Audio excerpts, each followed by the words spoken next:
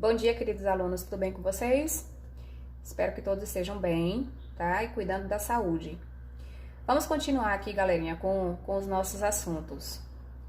Na última aula, nós falamos sobre a questão do período composto por coordenação, período composto por subordinação, e nós vamos iniciar o período composto por subordinação, certo?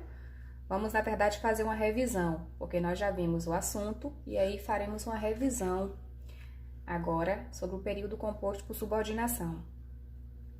Esse período composto por subordinação, vamos lembrar que na verdade, ele vai trazer orações que são dependentes. Uma oração, ela precisa da outra para ter sentido. E aí, esse período composto, ele vai ser formado por oração principal e orações subordinadas, ou oração subordinada. Pode ser uma ou mais de uma oração, certo? Observem no exemplo aí. Disse ao aluno que estudasse muito. Disse ao aluno vai ser a minha oração principal, que estudasse muito, a minha oração subordinada, certo? E aí nós vamos lembrar o seguinte, essa oração subordinada, ela vai poder ser classificada em 3 tipos. Oração subordinada substantiva, oração subordinada adjetiva e oração subordinada adverbial. A primeira que nós vamos estudar, dessas subordinadas aí, serão as orações subordinadas substantivas. E aí nós vamos relembrar, tá? Gente, sempre associe o conceito ao nome. Orações subordinadas substantivas. Eu já lembro automaticamente da palavra substantivo, e vai ser isso mesmo. Por quê? Porque essas orações subordinadas substantivas, elas vão exercer a função sintática própria de um substantivo. Tá? Elas vão funcionar como um substantivo, elas vão servir para nomear, para dar nome às coisas. Geralmente são introduzidas pelas conjunções integrantes que e se, ou seja, elas começam com essas conjunções que e se. E vamos relembrar que elas vão ser classificadas em 6 tipos: subjetiva, objetiva direta, objetiva indireta, completiva nominal, predicativa e apositiva, certo? Com certeza todo mundo relembrou aí. A oração subordinada substantiva subjetiva, eu já vou lembrar logo de cara que ela vai funcionar como um sujeito, tá? Ela funciona como o sujeito da oração principal. A oração principal, ela não tem sujeito. E aí a subordinada, ela vai funcionar como esse sujeito. E nós vamos lembrar que sujeito é o termo de quem ou de que nos referimos. Estamos falando de quem? Estamos falando de que? É o nosso sujeito. Observem aí os exemplos. É necessário que você se apresente ao serviço amanhã. Oração principal. É necessário que você se apresente ao serviço amanhã é a nossa subordinada. Vamos analisar que a principal é necessário o quê? Eu estou falando de quê? Eu estou falando de quem? A minha oração principal não tem sujeito. Eu estou falando de você. Você vai se apresentar ao serviço amanhã. Observe que o sujeito ela aparece na oração subordinada. Então, quando a oração principal ela não trouxer o sujeito, e esse sujeito ele só vier na oração subordinada, é porque ela vai funcionar como sujeito. Então, automaticamente, a minha subordinada funciona como sujeito e ela vai ser classificada como substantiva subjetiva. Olhem o segundo exemplo. Foi anunciado que Pedro é o vencedor do concurso. Oração principal, foi anunciado. Que Pedro é o vencedor do concurso é a minha subordinada. Eu sempre vou analisar a oração principal. Sempre. Foi anunciado o quê? Eu estou falando de quem? De Pedro. Só que na minha oração principal eu não tenho sujeito. A minha oração subordinada é que funciona como esse sujeito. Então, se ela tiver essa função sintática, se ela tiver esse poder de funcionar como sujeito, é porque ela é uma substantiva subjetiva, tá? Vai ser aquela que funciona como sujeito. O segundo caso vai ser a substantiva objetiva direta. Gente, vamos lembrar o seguinte, a objetiva direta, ela vai exercer a função sintática de objeto direto. E o que é mesmo objeto direto? É o complemento verbal sem preposição. Eu completo o verbo sem preposição, certo? Então, assim, observe que essa substantiva, ela vai completar o verbo da oração principal sem preposição. Só isso. Olhem os exemplos. Quero que você seja meu marido. Oração principal, quero. Quem quer, quer alguma coisa. Quero o quê? que você seja meu marido. Observe que a oração subordinada, ela funciona como complemento do verbo da oração principal. É um complemento sem preposição, por isso que vai ser objetiva direta. Olha o segundo exemplo. Os funcionários não sabiam que era dia de despedimentos. Observem bem, quando eu falo assim, os funcionários não sabiam, eles não sabiam o quê? O verbo, ele pede complemento. Se o verbo pede complemento, automaticamente o complemento vai ser um objeto. E aí eu vou analisar. Os funcionários não sabiam o quê? Que era dia de despedimentos. O meu complemento verbal aí, ele acontece sem preposição. Então, vai ser um objeto direto. Como neste caso é uma oração, a oração toda vai funcionar como objeto direto. E por isso ela vai ser classificada como substantiva objetiva direto, porque completa o verbo da oração principal sem preposição, certo? Outro caso, a substantiva objetiva indireta. Agora vai ser diferente. A oração subordinada aí, ela vai exercer a função de objeto indireto. E eu já sei que o meu objeto indireto, ele vai completar o verbo da oração principal, só que agora ele completa o verbo da oração principal iniciada por uma preposição. Ele tem preposição. Obrigatoriamente, ele vai trazer uma preposição. Exemplo, o diretor da empresa necessita de que todos os colaboradores estejam presentes na reunião. Vamos logo para a oração principal. O diretor da empresa necessita. Quando eu falo assim, o diretor da empresa necessita, automaticamente o verbo necessita, ele pede complemento, necessitar, né? Ele necessita de quê? O que o diretor da empresa necessita? Ele necessita de quê? Então, automaticamente, esse verbo pede complemento. Se ele pede complemento, se é um verbo que pede complemento, eu já sei que ou vai ser objeto direto ou vai ser objeto indireto. Ele necessita de que todos os colaboradores estejam presentes na reunião. O meu complemento verbal aí, ele trouxe a preposição de. Se ele trouxe a preposição de e eu completo o verbo, significa que eu vou ter aí um objeto indireto. E a minha oração toda vai funcionar como substantiva objetiva indireta. Por quê? Porque eu completo o verbo necessitar com o auxílio da preposição de, certo? Olha o segundo caso. A professora insistiu muito em que os alunos tivessem aulas de recuperação. Quando eu falo a professora insistiu, o verbo insistir, ele pede complemento. Quem insiste, insiste em alguma coisa ou em algo. Ela insistiu em quê? Em que os alunos tivessem aula de recuperação. Observe que o complemento verbal aí, ele vem iniciado por uma preposição. Então, se é um complemento verbal, eu já sei que é objeto. E se é um complemento verbal com preposição, ele é um objeto indireto. E a oração subordinada substantiva vai funcionar como objetiva indireta, porque completa o verbo com o auxílio da preposição, certo?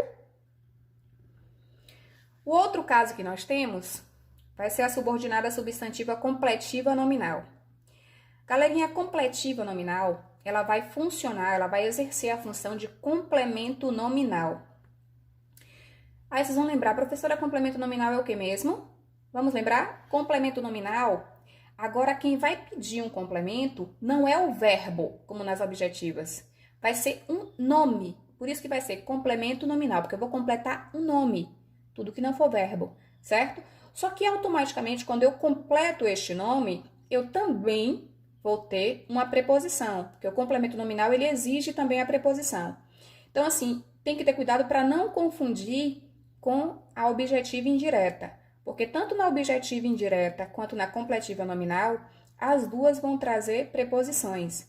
Só que o que vai diferenciar uma da outra? Na objetiva indireta, eu vou completar um verbo. Na completiva nominal, eu vou completar um nome. É um nome que pede o complemento e não mais o verbo. Observem o exemplo aqui, ó. Todos temos esperança de que a humanidade pare de destruir o planeta. Gente, quando eu falo todos temos esperança, esperança é nome e não é verbo. Quem tem esperança de alguma coisa. Então, temos esperança de que a humanidade pare de destruir o planeta. Observe que a oração subordinada aí, ela vai completar o nome esperança e não o verbo ter. Então, quando a oração subordinada funcionar para completar o nome e não o verbo, ela vai ser uma substantiva completiva nominal. Olha um segundo exemplo. Sinto necessidade de que você me deixe descansar um pouco. Sinto necessidade é a minha oração principal. Agora observe, quem sente, sente alguma coisa. Eu sinto necessidade. Mas eu sinto necessidade de quê? O que pede o complemento aí agora não vai ser o verbo sentir, vai ser o nome necessidade.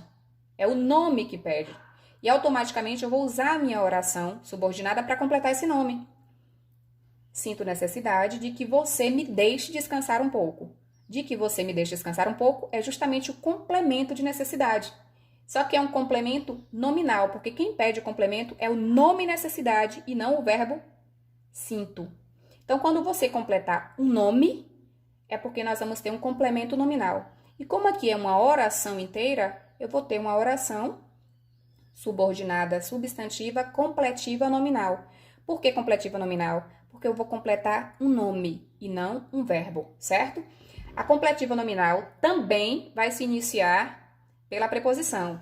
Então, a oração subordinada aí, ela vai começar de que a humanidade pare de destruir o planeta e de que você me deixe descansar um pouco, certo? Marquem aí, grifem aí, porque vai ser sempre a partir da preposição também. E como é que eu não vou confundir, com a objetiva indireta?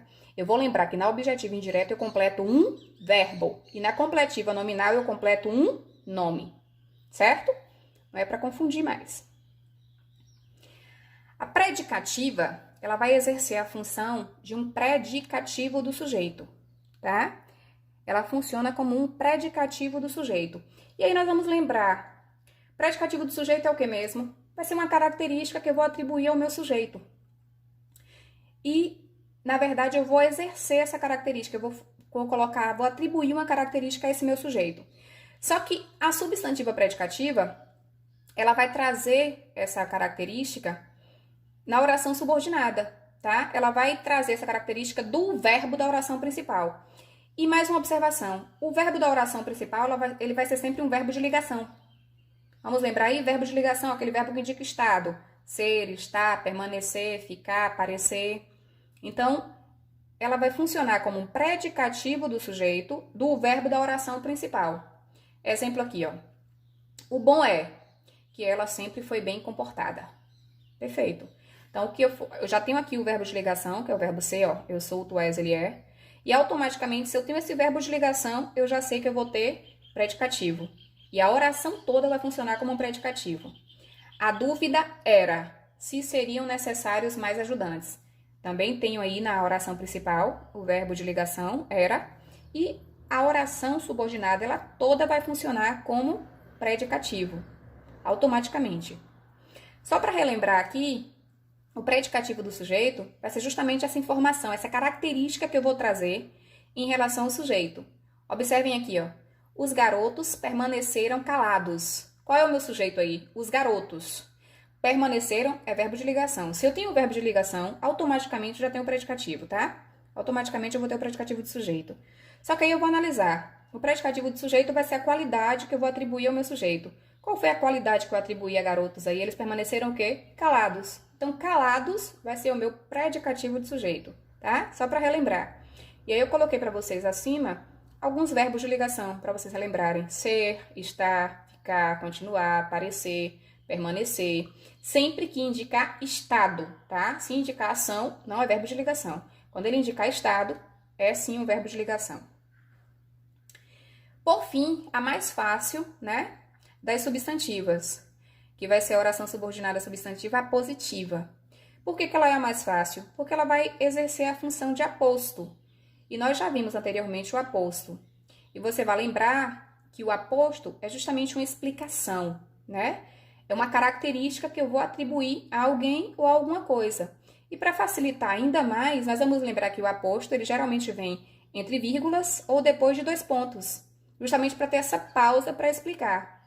Então, a oração subordinada substantiva apositiva, ela vai funcionar como um aposto de um termo da oração principal. Exemplo, Helena apenas desejava uma coisa, 2 pontos, que fosse muito feliz com sua família. Observe que a oração toda aí, a subordinada, que fosse muito feliz com sua família, ela explica o que Helena desejava. Ela desejava o quê? Que fosse muito feliz com sua família. Então, essa oração toda que funciona como a explicação é que vai ser a substantiva apositiva. Pedi um favor a meus amigos, que esperassem por mim. Observe que eu vou explicar qual é o favor que eu pedi aos meus amigos.